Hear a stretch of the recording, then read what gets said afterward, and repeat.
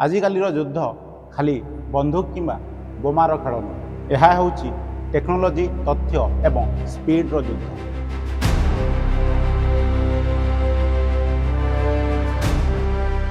एमिति एक युद्ध जोठी सीए जीते जी शत्रु को प्रथमे देखिपारे, सीए हारे जी शत्रु नजर रे आसी जाए।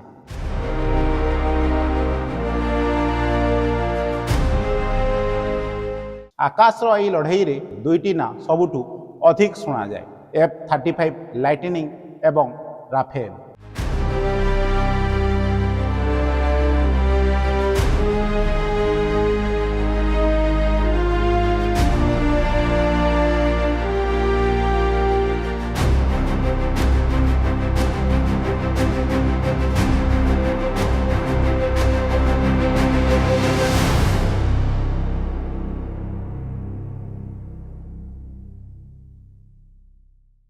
पूर्वर युद्ध केवल माटीरे होउथिला, तापरे हेला समुद्र रे, किंतु आज युद्धर निष्पत्ति आकाश मार्ग रे होउछि।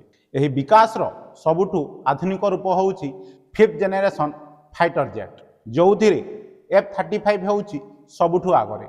F-35 लाइटनिंग अमेरिकार लॉकहीड मार्टिन नामक कंपनी एहाकु तैयारी करिछि। एहा एक पंचम पीढ़ीर स्टेल्थ फाइटर जेट, किंतु मने रखंतु यह केवल एक विमान नुहे, यह हूँ आकाश में उड़ुथिबा एक कमांड सेंटर। यार सबुठु बड़ पावर हूँ स्टेल्थ टेक्नोलोजी। यह एमिति तैयारी होइछि जे शत्रुर राडार यहाकु सहजरे धरि पारिबो नाही। यह शत्रु अंचल को पशि जाए, केही जानिबा आगरु काम सारी दिए। एबे आसंतु जानिबा राफेल विषय रे। फ्रांस रो दासो एविएशन यहाकु तैयारी करिसंती। यह एक 4.5 जनरेशन फाइटर जेट, किंतु यहाकु कम भावंतु नहीं। राफेल होउची एक सर्वगुण संपन्न विमान। यार शक्ति होउची चपलता एवं युद्धर अभिज्ञता। लिबिया, सीरिया, अफगानिस्तान यही सबु स्थान रे राफेल निजर दम देखै सारिछि। एबे देखिबा केउथिरे किए आगरे। जदि आमे लुचिबा क्षमता को देखिबा, F-35 अदृश्य, किंतु राडार राफेल को देखि पारिबो। एबे देखिबा दूररू आक्रमण, F-35 एथिरे आगरे रहिबो। किंतु जदि आमे सामना सामनी लड़ाई देखिबा, राफेल हेउची जणे भयंकर योद्धा। जदि आमे कैरियर हिसाब रे देखिबा, राफेल अधिक ओजनर बोमा बही पारे।